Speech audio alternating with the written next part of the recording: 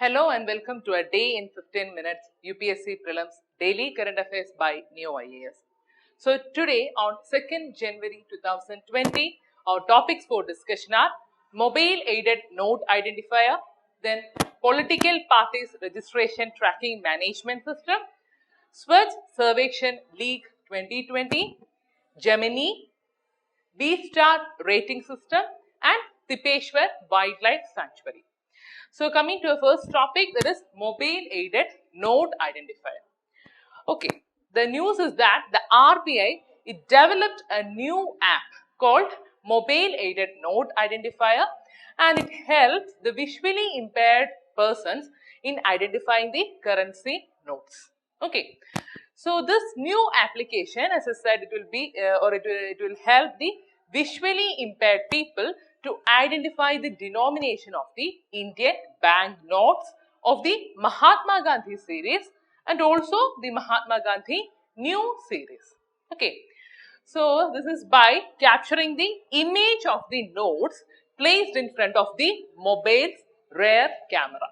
Okay, then so another peculiarity is that this app will generate audio and also non-sonic notification, thereby intimating the currency note denomination to the user. Okay, so hence we can say the new RBI app, it will resolve the issues and also it will allow the users to either choose or change the language, that is one thing, and also it will help to select or change the impairment or the voice commands, and also what currency identification using the camera, and also the history of identified currency for last 30 days. Okay, so these are its advantages. So about this RBI app, it can be freely downloaded from the Android Play Store or the App Store. Okay, so next you have to remember some points, that is this Mahatma Gandhi series of notes, they were introduced in 1996. Okay, so the currency, it was called so because the notes, they prominently display the portrait of Gandhiji. And also these notes, they replace the Lion Capital series, and these notes, they have several security features also. Clear? Then let's move to a second topic, that is Political Parties Registration Tracking Management System. So the Election Commission has launched an online system to allow political parties in order to track their applications for the registration with the poll panel on a real-time basis. Okay, so this is the news. Then, so by this, the applicants who are applying for the party registration from 1st January, they will be able to track the progress of his or her application, and also they will get the status update through the either through SMS or through an email. Clear? So here you have to remember that the registration of the political parties, it is governed by the provisions of section 29A of the Representation of the People Act of 1951.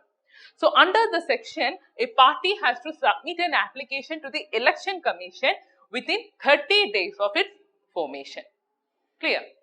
Then next here you can see the criteria for the National Political Party of India status. So according to this, the first criteria is that if a party secures 6% of valid votes that are being polled in any 4 or more states in the general election to the Lok Sabha or to the Legislative Assembly, and in addition it wins 4 seats in the Lok Sabha from any state or states. Clear? So this is one criteria. The second one is if it wins 2% of seats in the Lok Sabha at a general election, and these candidates are elected from 3 states. And also if it recognized as a state party in 4 states. Clear? So this is the criteria. Then our next topic, it is Swachh Survey League 2020. So the Union Ministry of Housing and Urban Affairs, it announced the results of Swachh Survey League 2020, that is quarter 1 and also quarter 2. Then, so this Swachh Survey League 2020, which is commonly called as the SS League 2020, basically it was introduced with the objective of sustaining the on-ground performance of cities along with what? Continuous monitoring of the service level performance when it comes in the case of cleanliness. Clear? So this SS League 2020, it is being conducted in 3 quarters, which are the April, June, then July, September, and also October, December. Clear? Then, so next you have to know the ranks. So the ranks, they have been assigned in 2 categories. So the first one is cities with population of 1 lakh and above. That is one. And the second one is cities with population of less than 1 lakh. Okay.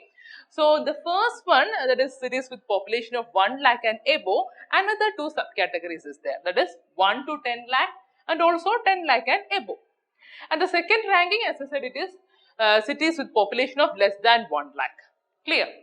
So the performance of cities in the SS League 2020, it is very crucial to their ranking in this Swachh Survey 2020.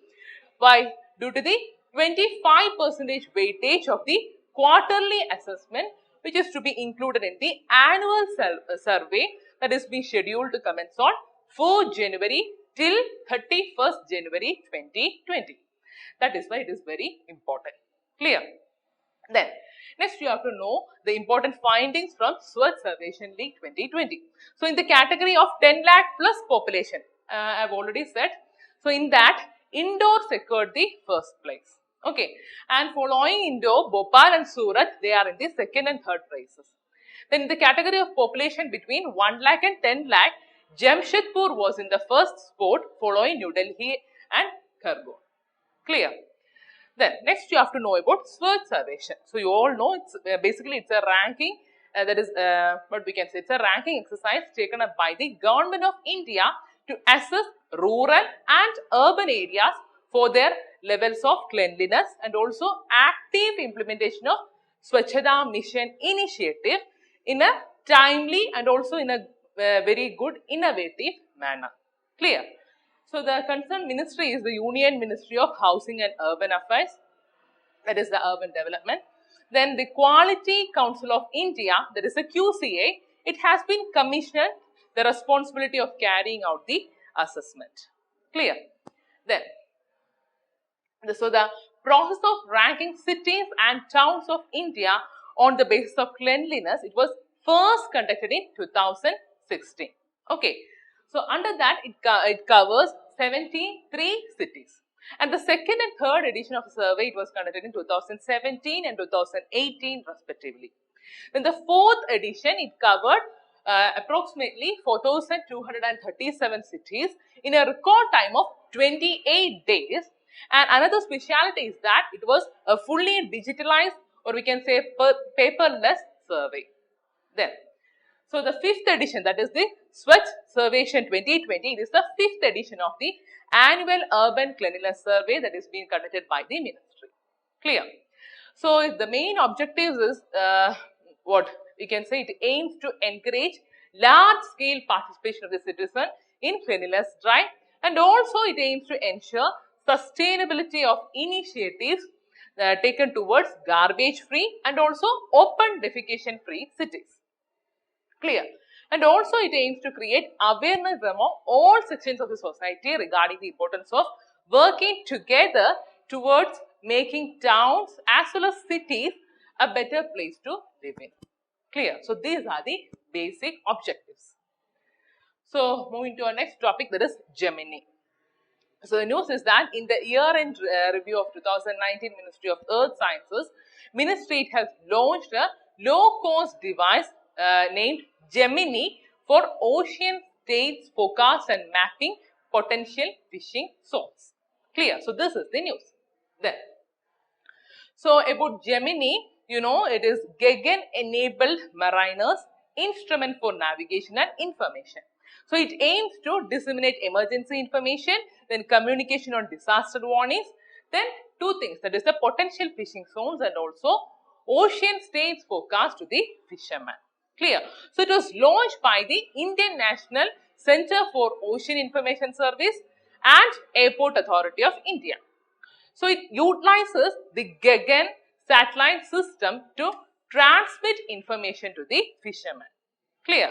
So this Gaggan system, it consists of 3 geosynchronous satellites, which are the GSAT 8, GSAT 10 and GSAT 15. It consists of 3 geosynchronous satellites.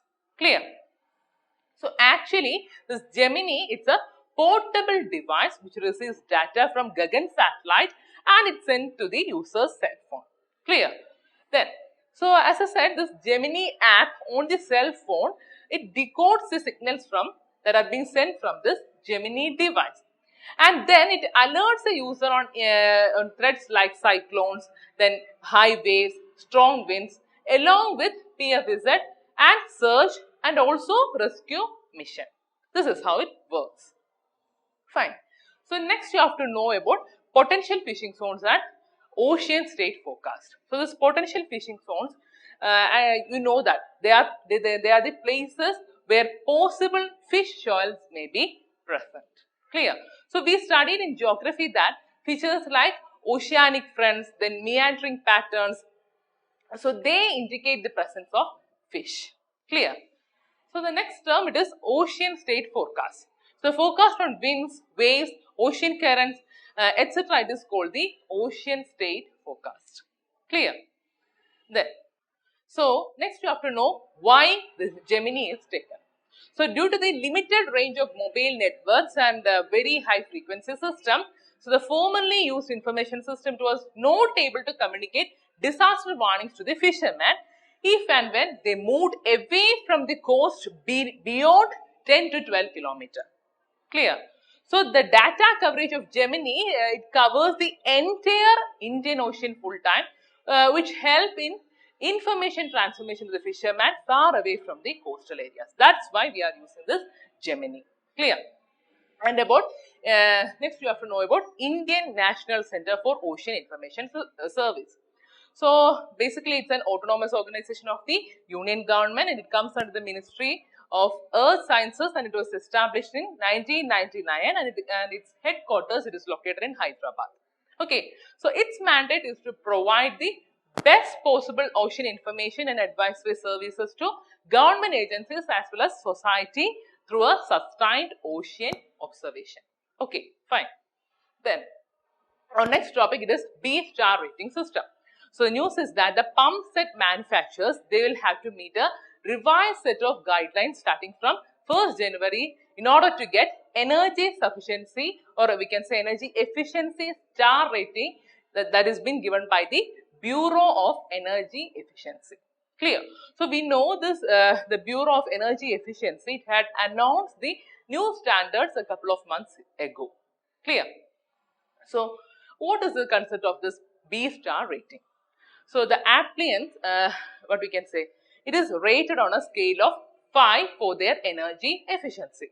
Okay, so higher the rating, more energy efficient it is, which means that it will consume lesser electricity.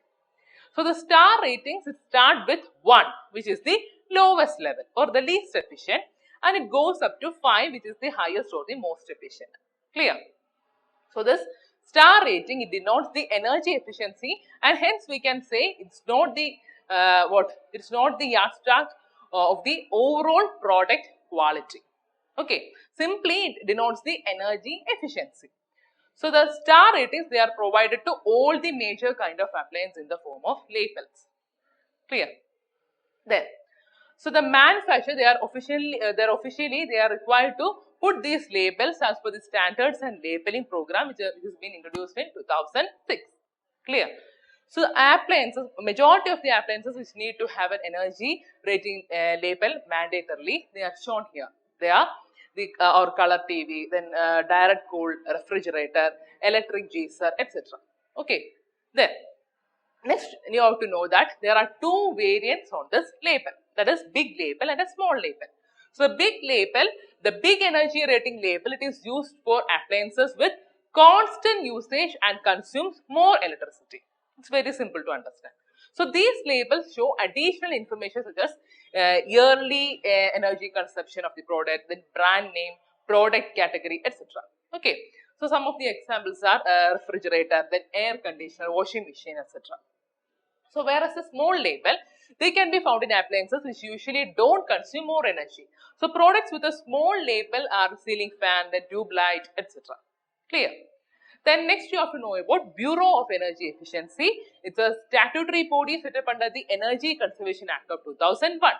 Okay, so Bureau of Energy Efficiency, it assists the government in developing policies and strategies related to energy. Clear? Then our next topic is the Peshwar Wildlife Sanctuary. So this sanctuary, it is situated in the Yavatmal area, that is, it is an isolated national park in Maharashtra. So here you can see in the map its location.